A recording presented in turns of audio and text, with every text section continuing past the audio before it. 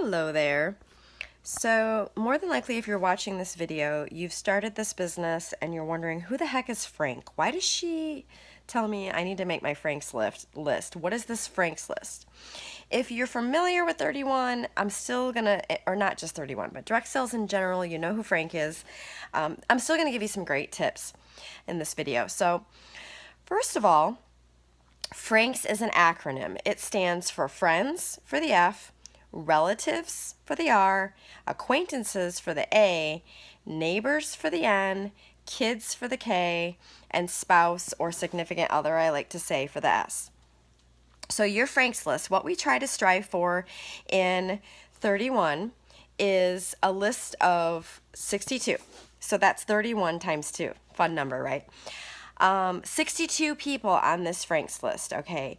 And FRANKS, the acronym in those categories, it's just helping you spur your memory. So you're going to have categories, okay? And there's some great worksheets. If you haven't seen them, I have them posted everywhere, or holler at me if you have no idea where they are.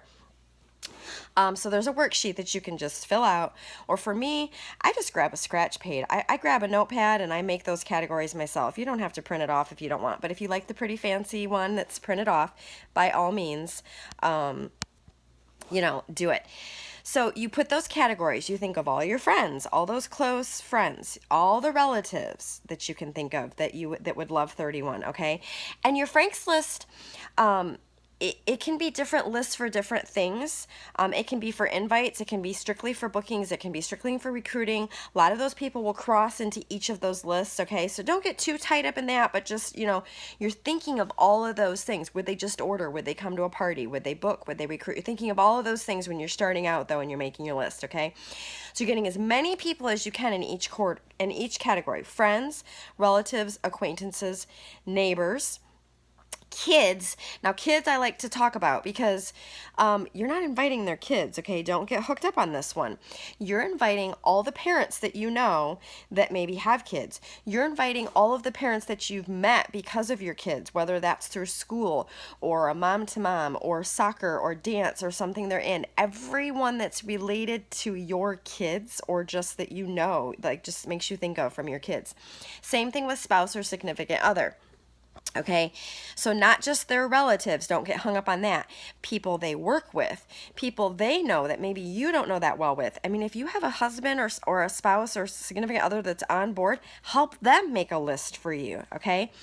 Your goal is no less than 62 on this list, okay? Now here's the next thing. So when you're starting out, 62 is your number. That's what you're reaching for. As you're going, every month I have to reboot it, okay? If they had a party or they joined my team or they flat out said, no, thank you, I don't like 31, they come off the list, okay? Or they move to another list because they're still important to you. You're still going to revisit them again. Do not let them fall off the face of the earth. But they are not on your Frank's list, okay?